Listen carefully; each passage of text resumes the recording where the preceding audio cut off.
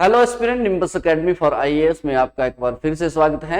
Aspirant, last lecture में हमने बात किया कि एचपी नायब तहसीलदार का जो एग्जाम रहता है उसके लिए क्या क्वालिफिकेशन होती है, क्या सिलेबस रहता है और किस तरह का एग्जाम पैटर्न होता है।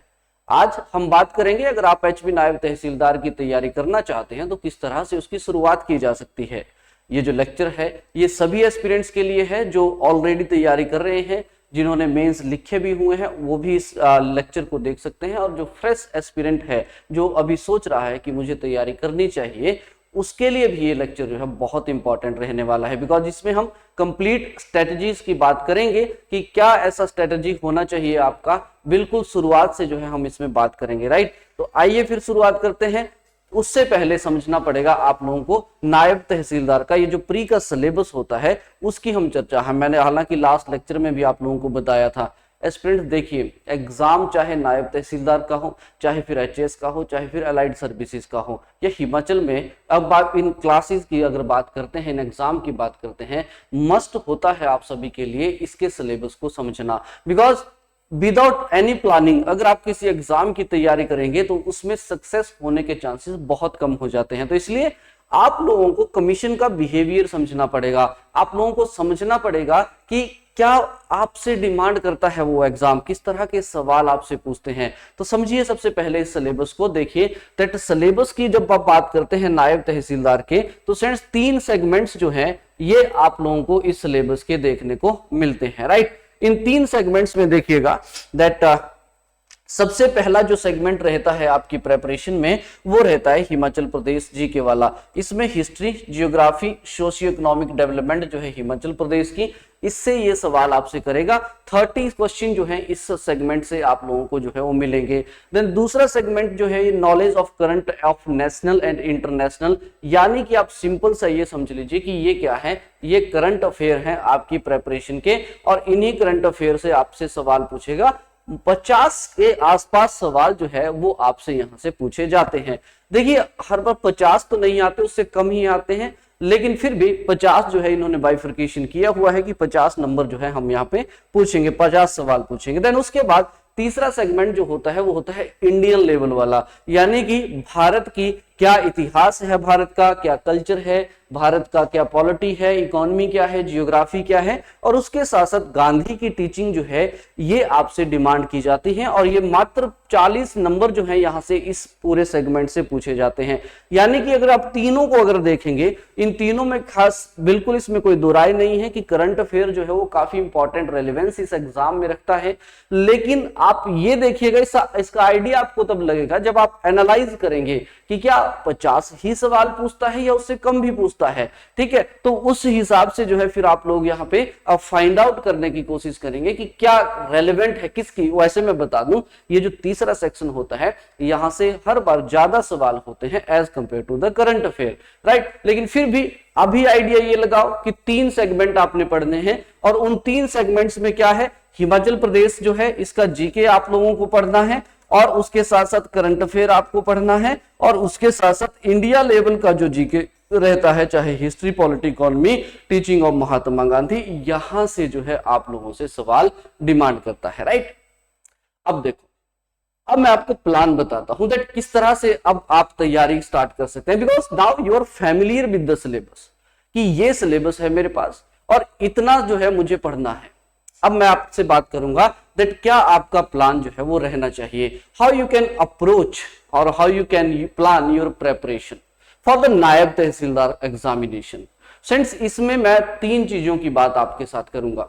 उनमें से सबसे पहला है टारगेट, दूसरा है प्रीवियस ईयर क्वेश्चंस पेपर, और तीसरा फिर हम स्टडी की बात तो ऑब्वियसली करेंगे ही करेंगे। समझते हैं वन बाय वन सबको। सबसे पहले देखिए टारगेट की मैं बात करता हूं आपके साथ। क्यों? यानी कि देखो, जब आप नायब तहसीलदार के एग्जाम की बात करते हैं ना, तो इसमें एक फैक्टर जरूर आ जाता है कि वो है टारगेट। यानी कि प्री एग्जामिनेशन जो रहता है इसके लिए स्टूडेंट्स आप लोगों को एक टारगेट जो है वो सेट करना होता है। ठीक है, बिकॉज आप देखेंगे तो 120 क्वेश्चंस जो हैं और 120 मार्क्स भी आप बोल सकते हैं, इतने का ये एग्जाम रहता है। ठीक है, अब एनटी का जो एग्जाम होता है इसका लेवल अगर देखा जाए तो हल्का सा डिफरेंट रहता है as compare to allied and HAS. HS में देखो बात क्या है, एचएस में आपको इतना आइडिया है कि मुझे ये चीजें तो खैर पढ़नी ही पड़ेंगी, राइट। और अलाइड की अगर आप बात करेंगे तो उसमें हिमाचल का 60 नंबर का सवाल आएगा, करंट अफेयर का 60 नंबर का सवाल आएगा, तो उसके लिए एक अलग सा अप्रोच रहता है। लेकिन जब बात आती है नायब तहसीलदार की, तो नायब तहसीलदार के एग्जाम के लिए आपको एक टारगेट सेट करना पड़ता है। और ये टारगेट जो है आप कैसे सेट करेंगे या फिर क्यों करेंगे? बिकॉज इससे आपकी जो प्रेपरेशन रहेगी उसका दायरा आपको पता चल जाएगा कि मुझे इतना पढ़ना है, और इससे ज्यादा पढ़ के देखो कोई फायदा होगा भी नहीं। और अगर इससे ज्यादा के प्लान आप करेंगे तो उस केस में फिर आप फ्रस्ट्रेट होते रहेंगे। एग्जाम्पल के तौर पे बताता हूं कि टारगेट कितना होना चाहिए। तो देखिए स्टूडेंट्स, ये टारगेट आपको पता चलता है जब आप बात करते हैं प्रीवियस कट ऑफ की और लेटेस्ट जो अभी जो एग्जाम हुआ था 2021 के आसपास जो एग्जाम हुआ था उसकी अगर मैं कट ऑफ की बात करता हूं तो यहां पे ये कहता है, और मैं रिजर्व के अनरिजर्व के साथ चल रहा हूं यहां पे, तो ये कहता है कि हमारी जो कट ऑफ थी वो थी 70.25। अब ये ध्यान से मेरी बात सुनो, इसलिए मैं बोलूं देखो टारगेट एनटी के एग्जाम का नेचर थोड़ा सा अलग होता है। तो यहां पे 120 मार्क्स का ये सवाल था, ठीक है जी, आपसे पूछा गया था। और हालांकि ये चीज ना देखो नंबर ऑफ पोस्ट पे भी यहाँ पे वेरी करेगी, लेकिन फिर भी एक फैक्टर मैं आपको बता दूंगा कि उतना अगर आप टारगेट लेके चलेंगे तो this should be more than enough, और उतना अगर आप अटेन कर लिए तो फिर आपको मेंस लिखने से कोई नहीं रोक सकता। अगर आप इस you can say cut off की अगर बात करेंगे तो देखिए 2021 में जो एग्जाम हुआ था उसमें आपको 70.25 के आसपास जो था वो अनरिजर्व कैटेगरी का कट ऑफ मिला था, ठीक है जी, 70 नंबर, यानी कि आप 71 कर लीजिए, ठीक है। और एससी की बात करें 62 था, एसटी की 61 था, ओबीसी की 66 और ईडब्ल्यूएस का 70। अब मैं ये नहीं बोल रहा हूं कि आप किस कैटेगरी से हैं उस कैटेगरी से आप टारगेट सेट करो, नहीं, आपने एक यूनिवर्सल और अपने लिए सभी चाहे कैटेगरीज के हैं सभी ने एक टारगेट सेट करना है, और उस टारगेट के अंतर्गत जो है फिर आपने अपनी प्रेपरेशन को स्टार्ट करना है। बिकॉज अगर आप माइंड में 120 लेके चलेंगे तो फिर आपके लिए टफ हो जाएगा इस चीज को देखना कि मैं किस तरह से इनको अचीव करूं। बेहतर रहेगा आप लोग इसमें से एक टारगेट सेट करो और वो रहेगा आपका 80 मार्क्स। ये टारगेट अगर आप अचीव कर लेंगे तो मैं आपको गारंटी के साथ बोलता हूं दैट ये एग्जाम आप आसानी से निकाल लेंगे। तो target is very very important in this exam, खासकर नायब तहसीलदार की मैं बात कर रहा हूं। हालांकि जब एचएस की बात आती है वहां भी टारगेट आप ले सकते हैं, लेकिन वहां पे अगर टारगेट की बात करें 120 प्लस का टारगेट जो है वहां पे रहता है हमेशा ही। लेकिन वहां की तैयारी में और नायब तहसीलदार की तैयारी में थोड़ा सा फर्क तो है, ठीक है, और वो फर्क है इसी पर्टिकुलर फैक्टर के ऊपर। अलाइड में आप टारगेट लेना है, देखो वहां थोड़ा सा मैं ये बोलता हूं कि आपको ज्यादा पढ़ना पड़ेगा।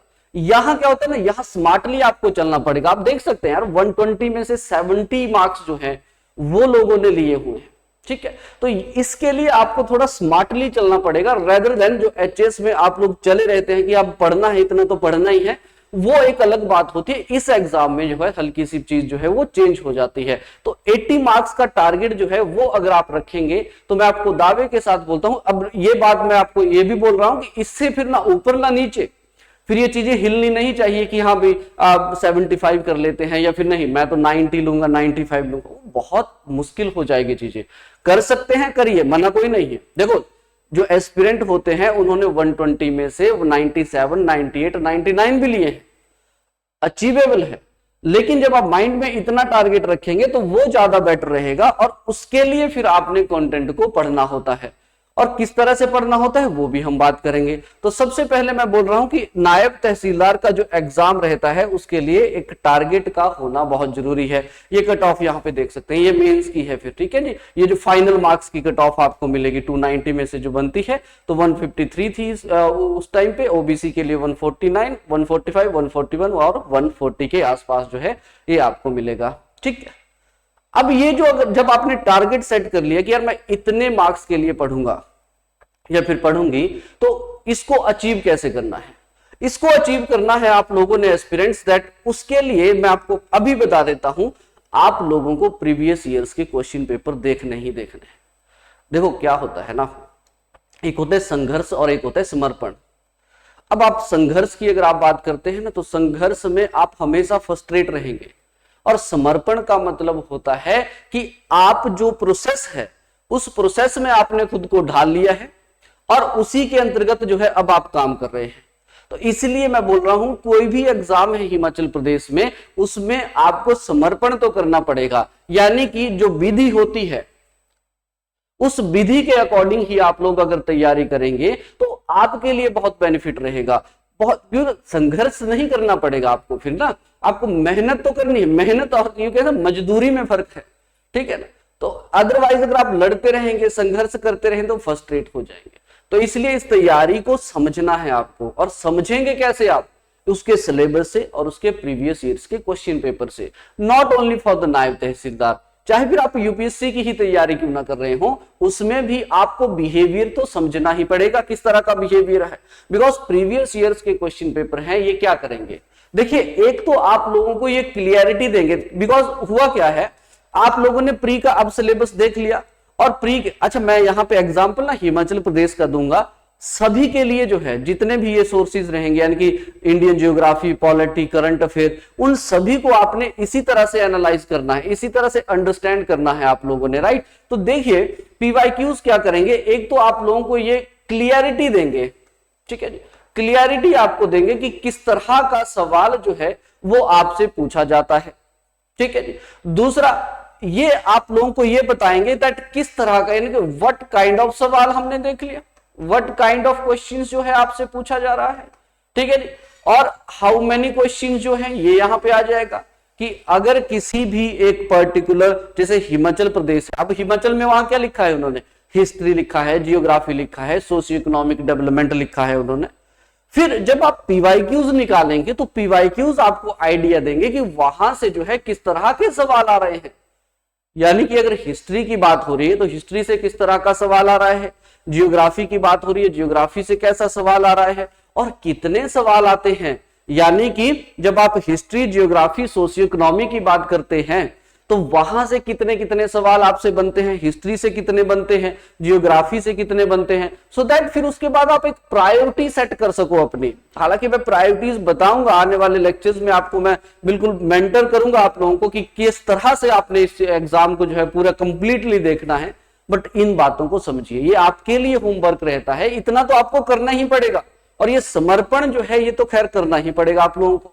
देखो एक एनालिसिस बताता हूं मैं आपको कि किस तरह से आपको एनालाइज करना है आपको पीवाईक्यूज को। फॉर एग्जांपल्स देखो, यहां पे अगर आप देखेंगे एक सवाल है एनटी 2021 का, जो नायब तहसीलदार का एग्जाम हुआ था, ये हिमाचल प्रदेश से सवाल है। अब मान लीजिए जो पहले से तैयारी कर रहे हैं वो तो काफी बिल्कुल फैमिलियर है इन चीजों से कि ये किस तरह का सवाल है, कैसा सवाल है। अब जो बिल्कुल नया एस्पिरेंट्स है वो क्या करेगा, वो सिर्फ पीवाईक्यूज को देखेगा और शब्दों को अपने दिमाग में रखेगा।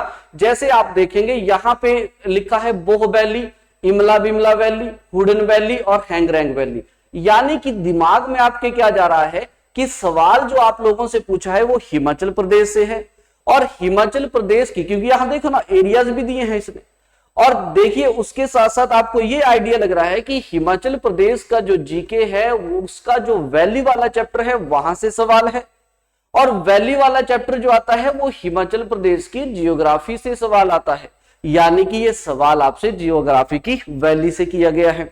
इस तरह से आपने इसको एनालाइज करना है। और किस तरह का सवाल है, तो मैचिंग लिस्ट वाला जो सवाल है ये यहां पे पूछा है, और पूछा ये है कि कौन से एरिया में है, तो एरिया जो है ये यहां पे इंपॉर्टेंट हो जाएगा। तो इसका मतलब आपको जब वैलीज आप पढ़ेंगे तो वैलीज में आप लोगों को ये आइडिया होना चाहिए कि कौन सी घाटी कहां पे है।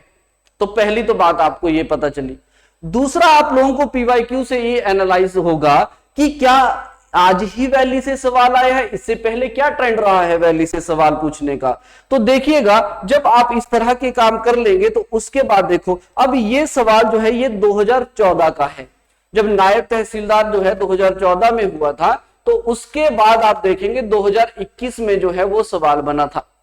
देखो आपको हिमाचल प्रदेश से सेक्शंस को भी तो डिफाइन करना है कि अगर जियोग्राफी है तो जियोग्राफी से कौन कौन से ऐसे चैप्टर हैं जिनसे सवाल आते हैं।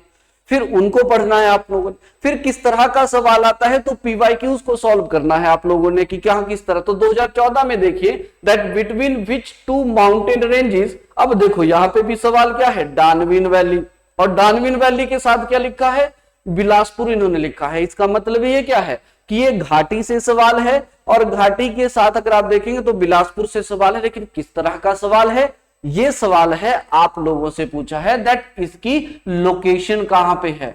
तो ये लोकेशन जो है यहां पे एरिया के ऊपर लोकेशन पूछी थी और यहां इन्होंने माउंटेन रेंजेस के अकॉर्डिंग जो है वो लोकेशन पूछी है। तो जब भी आप किसी एक वैली को पढ़ेंगे एग्जाम्पल के तौर पे, जैसे for example you will see that चाहे आप यहाँ पे बड़ा भंगाल वैली पढ़ेंगे, कांगड़ा वैली पढ़ेंगे, जब आप इन तरह की घाटियों को पढ़ेंगे तो आपकी किताबों में मेंशन किया गया है वहां पे दैट ये यहाँ पे लोकेटेड है, इन दो माउंटेन रेंजेस के लोकेटेड है और क्या क्या इंपॉर्टेंट फैक्ट उनके साथ जुड़े हुए हैं, वो सारी चीजें आपको वहां से मिल जाती हैं। तो ये बात आपने ध्यान, तो यहां भी वैली से सवाल पूछा गया है, यानी कि इससे आइडिया क्या लगा कि जियोग्राफी की वैली से सवाल आते हैं और वैली को आपने इस तरह से पढ़ना है।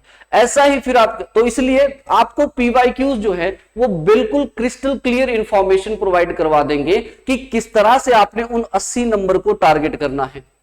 तो उस 80 मार्क्स को टारगेट करने के लिए आपको फिर इस तरह के चैप्टर्स को निकालना है कि भाई यहां से, जैसे आप, मैं एग्जांपल अभी ऐसे बता देता हूं, हिमाचल प्रदेश में जो माउंटेन पासिस हैं, एस्पिरेंट 2014 से लेके 2021 तक के सवालों में जो है पासिस से सवाल आया हुआ है। यानी कि ये क्या हो जाएगा, फिर ये तो एक ऐसा हो जाएगा चैप्टर कि जिसको तो खैर पढ़ना ही पढ़ना है आप लोगों ने। तो ये सारी इंफॉर्मेशन कि जियोग्राफी से कैसे सवाल आते, फिर आप देखेंगे जब आप 2021 का सॉल्व कर लेंगे तो आपको आइडिया लग जाएगा कि यार ये जो 30 नंबर है हिमाचल प्रदेश में, इन 30 मार्क्स को अगर देखा जाए तो उसमें से 3 से 4 जियोग्राफी ले जाता है, 5 से 6 हिस्ट्री ले जा रहा है और 7 से 8 सवाल जो है वो इकोनॉमिक सर्वे आपका ले जा रहा है। ठीक है, ये एनालिसिस भी बताएंगे आपको, बट फिलहाल के लिए देखो खुद भी तो मेहनत करो थोड़ी कि वो आइडिया लगे। नहीं पता चलता कमेंट करिए, उस पे बने और लेक्चर तो बनेंगे ही। मैं आपको बताऊंगा दैट एनालिसिस तो मैं बताऊंगा ही आपको, 2021 के पेपर की एनालिसिस मैं आपके साथ करूंगा और फिर उसके बाद मैं सभी पीवाईक्यूज डिस्कस करूंगा आप लोगों के साथ कि ये सवाल आपसे बने थे। 21 वाले को हम एनालाइज करेंगे दैट किस तरह से, तो पूरा हिमाचल हो गया, करंट हो गया या फिर दूसरा पॉलिटी हिस्ट्री हो गया, सबको हम एनालाइज करेंगे कि किस तरह से। और यही चीज आपने क्या करनी है फिर हर एक सब्जेक्ट के लिए करनी है। जैसे इंडियन हिस्ट्री है तो हिस्ट्री से देखो यार कितने सवाल बन रहे हैं, 21 में कितने बने, 14 में कितने बने, 18 में कितने बने। अगर ये इतने सवाल बने, कहां से बन रहा है, आईएनसी से सवाल आ रहा है, गवर्नर जनरल से सवाल आ रहा है, कहां से सवाल आ रहा है। ऐसे पॉलिटी में देखिए, पॉलिटी में आपको पता ही है दैट नंबर ऑफ चैप्टर्स हैं, बट आप ये पाएंगे, जरूर पाएंगे ये ट्रेंड कि हर साल जो है कोई 2 ऐसे 3 ऐसे चैप्टर होंगे जहां से हर साल सवाल आ रहा है। फॉर एग्जांपल पार्लियामेंट हो गया, फंडामेंटल राइट हो गया या पंचायती राज हो गया, यहां से सवाल बनेगा ही बनेगा। तो जब आप एनालाइज करेंगे इन चीजों को तो फिर आप बेहतरी से अपने लिए जो 80 मार्क्स का आपने टारगेट सोचा हुआ है उसको अचीव करने में बहुत मदद आपको मिलेगी। फिर आपको एक क्रिस्टल क्लियर आइडिया हो जाएगा कि मुझे क्या पढ़ना है और किस तरह से पढ़ना है। वो सारी चीजें आपको इस पीवाईक्यूज के हिसाब से पता चलेंगी। जैसे एक और एग्जांपल मैं आप लोगों को देता हूं हिमाचल प्रदेश से ही, ये आप देख लीजिए। अब ये सवाल अगर आप देखेंगे, ये 2021 का सवाल था, match the list 1 with the list 2 and choose the correct answer from the given options. अब देखो यहां पे क्या दिया है आप लोगों को, यहां पे दिया है मूवमेंट्स और यहां पे दिया है लीडरशिप। अब मूवमेंट्स देखो कौन कौन सी है, धामी है, पझौता है और उसके साथ साथ मूवमेंट अगेंस्ट बेगार है और उसके साथ साथ कुनिहार मूवमेंट है। ये आगे कैसे कट हो गया है, ऐसे कुनिहार मूवमेंट है ये पूरा, ठीक।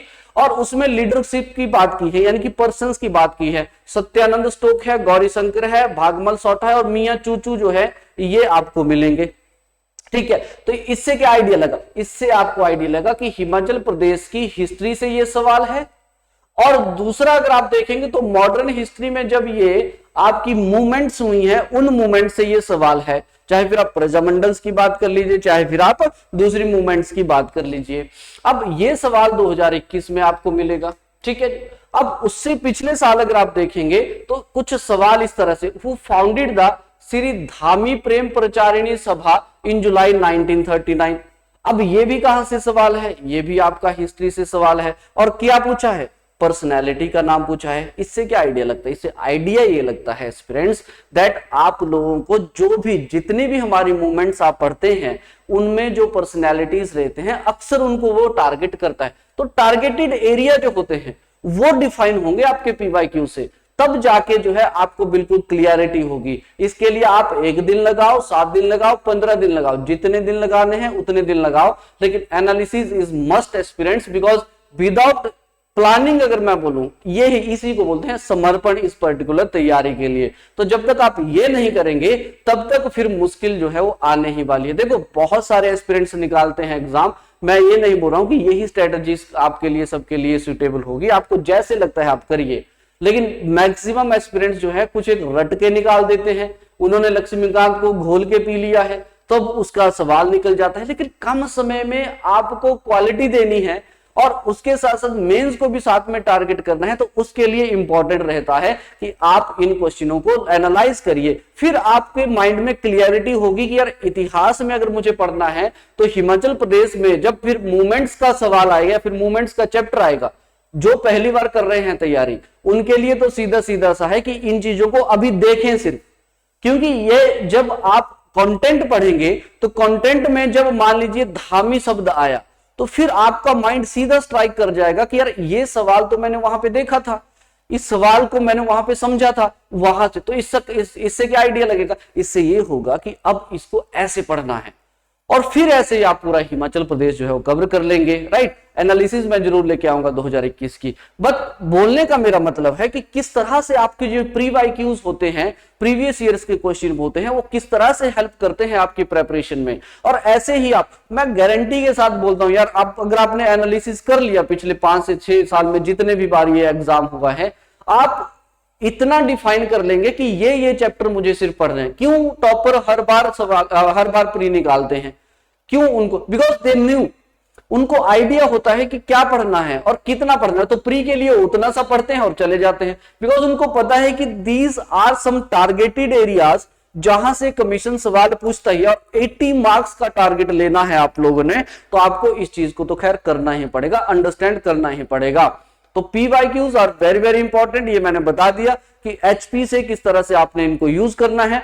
और ऐसा ही आपने करंट अफेयर में, बिकॉज करंट अफेयर में आपको थीम्स को पकड़ना है, वो मैं 21 का जब आपके साथ एनालिसिस करूंगा मैं आपको बता दूंगा दैट किस तरह का सवाल आपसे देखिए पूछ रहा है। ऐसा ही फिर आपने सभी क्वेश्चंस पेपर के साथ करना है, फिर उससे जो है वो आप ट्रेंड समझेंगे कि किस तरह का ट्रेंड। और उसके अलावा अब देखो 2021 में हुआ था लेटेस्ट, अभी अगर आप देखेंगे तो एलाइड सर्विसेज का एग्जाम हुआ है, उस एग्जाम को भी देखना है कि क्या कुछ सिमिलैरिटी हमें मिल रही है या कुछ डिफरेंसेस जो है इसमें आप लोगों को देखने को मिल रहे हैं। राइट, सवाल हमेशा से ही ऐसे पूछे जाते हैं, तो ये आपने ध्यान में रखना है। देन जब आप लोग 80 का टारगेट हमने सेट कर लिया और हमने पीवाईक्यूज को देख लिया और सिलेबस माइंड में है कि यार हिस्ट्री है, जियोग्राफी है, इकोनॉमी, पॉलिटी एंड ऑल ये है पढ़ने को, और पीवाईक्यूज देख लिए हैं कि यहां से कैसे कैसे सवाल बन रहे हैं, ठीक है, और उसके साथ साथ हम लोगों ने पूरा आइडिया जो है इस चीज का लगा लिया है। अब फिर काम आ जाता है सवालों को पढ़ने का, या फिर मान लीजिए कंटेंट को पढ़ने का जो है वो आ जाता है। यानी कि तीसरा सेगमेंट जो है फिर उसके बाद हमारा आता है वो है स्टडी। अब स्टडी की जब हम बात करते हैं तो जब ये सारा आइडिया आपको लग जाएगा तो आपने क्या करना है, फॉर हिमाचल प्रदेश के लिए आपने इस किताब को उठा लेना है, माय स्टेट हिमाचल प्रदेश जी के।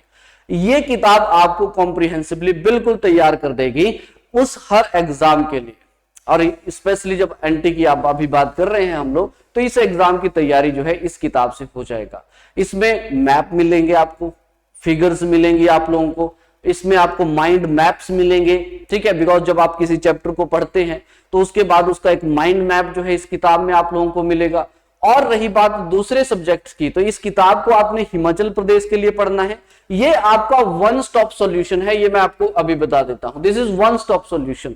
इसके अलावा आपको किसी किताब को पढ़ने की जरूरत नहीं रहेगी। इसको पढ़ेंगे तो मैं आपको गारंटी के साथ बोलता हूं जो भी आपका थ्योरी से सवाल बनता है वो सवाल इसी में कवर हो जाएगा। और इसकी ब्यूटी ये है कि जब आप किसी एक चैप्टर को पढ़ेंगे, यहां पे स्टडी करेंगे, तो उसके साथ साथ जो है इस चैप्टर के पीवाईक्यूज दिए हुए हैं, चाहे एचएस ले लीजिए, चाहे एनटी ले लीजिए, चाहे अलाइड ले लीजिए।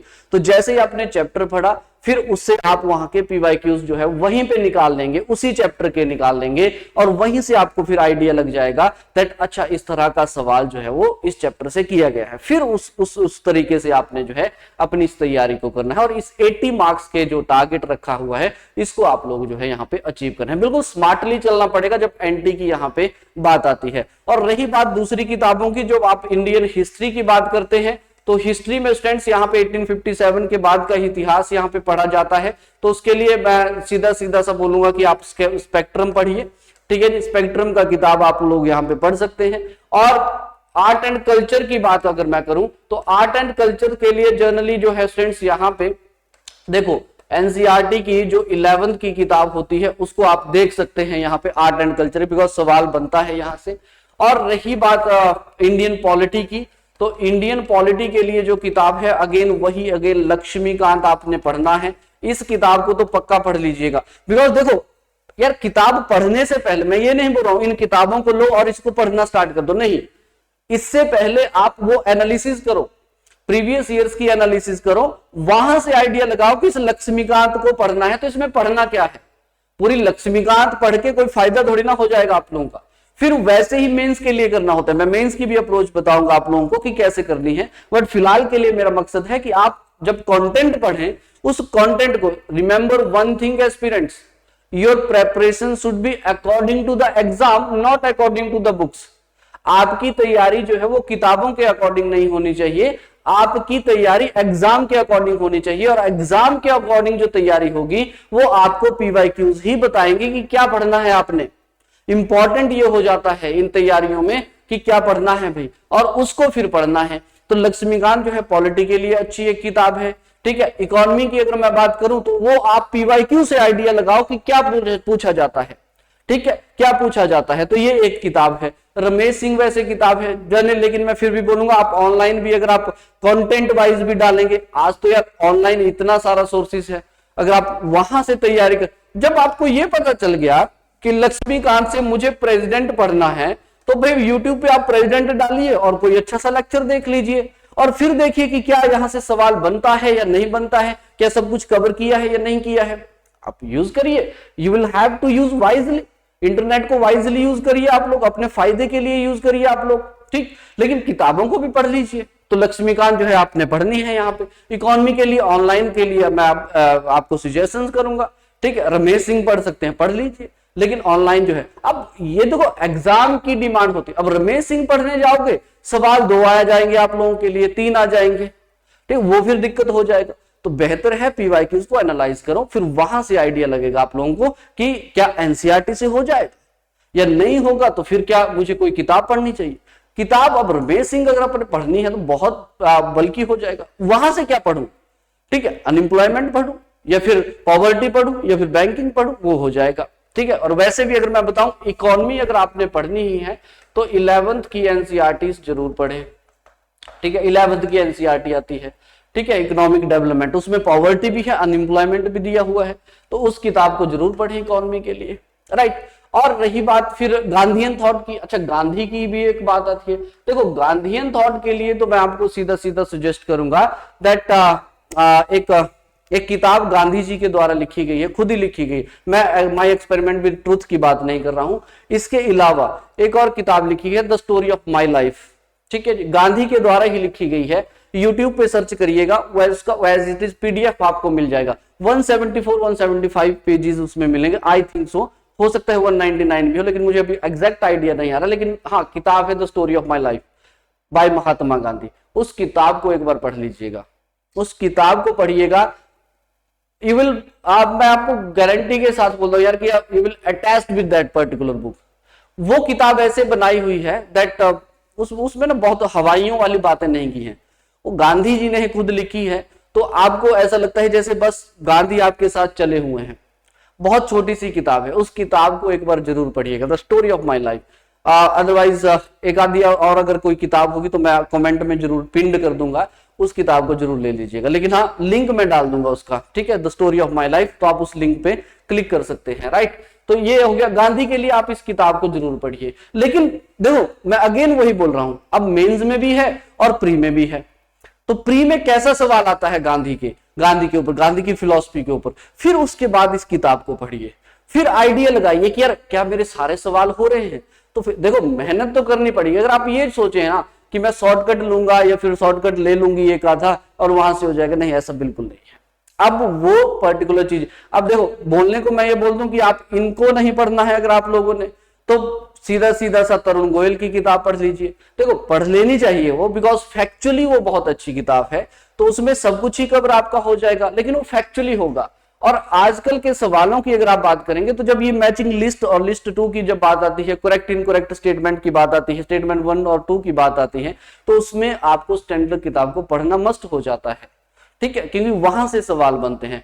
तो जब आप ये सारी चीजें पढ़ लो तो उसके बाद तरुण गोयल आप देख सकते हैं। लेकिन हाँ, जितना कम सोर्स रखोगे उतना बेहतर रहेगा। तो इसलिए एक एक किताब जो है, इन किताबों को पढ़ो। नहीं, पढ़ने से पहले प्लीज मेरी रिक्वेस्ट आपसे रहेगी कि आप पीवाईक्यूज जरूर एनालाइज करो, और वहीं से आपको पूरा का पूरा आइडिया लग जाएगा। और रही बात 2021 के सवालों की, ये जो पेपर था उसकी एनालिसिस में आपको बताऊंगा, उसी के आधार पे आप फिर सभी के जितने भी यहाँ पे यू कैन से प्रीवियस के क्वेश्चंस होंगे उनको आप लोगों ने जो है यहाँ पे एनालाइज करना है, राइट। तो इस तरह से जो है आप लोग क्या करेंगे स्टूडेंट्स, अपनी तैयारी जो है उसको करेंगे, ठीक है। और हिमाचल के लिए ये किताब इनफ है, ठीक है। चलो उसके बाद बात कर लेते हैं थोड़े से Q&A की, जो भी, अच्छा आपके भी अगर कोई सवाल होंगे तो उन सवालों को देखो, सवाल करना है रेलेवेंट यार।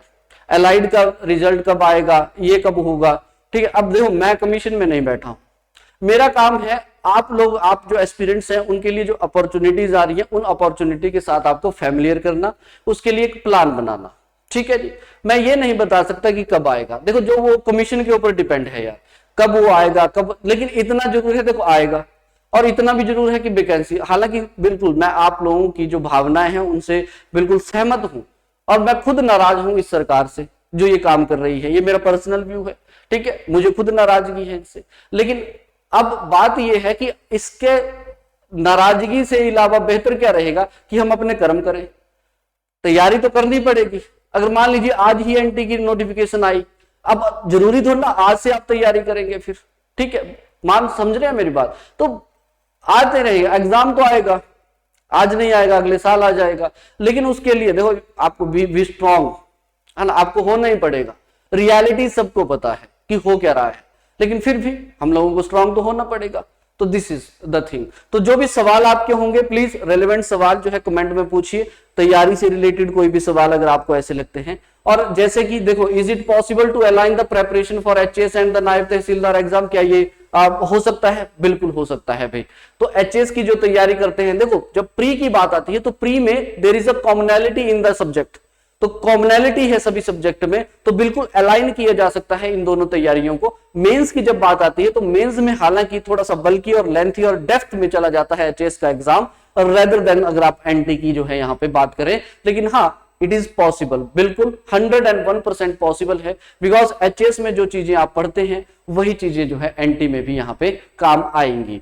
हल्का सा डिफरेंस जरूर रहता है। वहां पे मैंने आपको बोला था कि सिर्फ आपने 3 डिस्ट्रिक्ट को पढ़ना होता है, यहां पे आपको पीवाईक्यूज के अकॉर्डिंग समझना पड़ेगा कि बिकॉज यहां देखो, यहां एक एक सवाल निकालना पड़ेगा आप लोगों को, एक एक सवाल कि बिलासपुर से है, मंडी से है, शिमला से 2 है, यहां से, तो इन चीजों को ना आपको कलेक्ट करना पड़ेगा। तो यहाँ कलेक्शन मैटर करती है, और वहां पे डिफाइन होता है कि यार ये तीनों से तो सवाल आना ही आना है। अब वहां पे 20 सवाल हैं, यहाँ पे 30 सवाल हैं, तो इसलिए 10 सवाल का फर्क तो खैर है ही। लेकिन हाँ, जो एचएएस की तैयारी करते हैं उनके लिए वो बिल्कुल यहाँ पे एनटी की तैयारी जो है वो कर सकते हैं, उसी पैटर्न पे चलते रहें, उसके लिए अलग से कुछ फॉलो करने की जरूरत नहीं है। लेकिन इतना जरूर है कि एचएएस वाला जो एस्पिरेंट है वो नायब तहसीलदार के प्रीवियस ईयर्स के क्वेश्चंस को जरूर समझे, और ये जरूर अलाइन कर लें, ये जरूर यहाँ पे कैसे फाइंड आउट कर लें कि उसकी तैयारी में क्या ये कवर है या नहीं। अगर नहीं है तो थोड़ा सा एड ऑन कर लीजिए, जैसे गांधीयन थॉट, हालांकि आप पढ़ेंगे जब आप मेंस की बात करते हैं एचएएस की, उसमें भी पढ़ते हैं।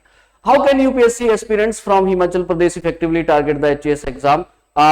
हालांकि एचएएस की यहाँ पे बात नहीं हो रही, एनटी के एग्जाम को क्या यहाँ पे टारगेट किया जा सकता है, यूपीएससी के एस्पिरेंट। अब मान लीजिए आप लोगों ने सोचा है कि मैं यूपीएससी की तैयारी कर रहा हूँ या कर रही हूँ।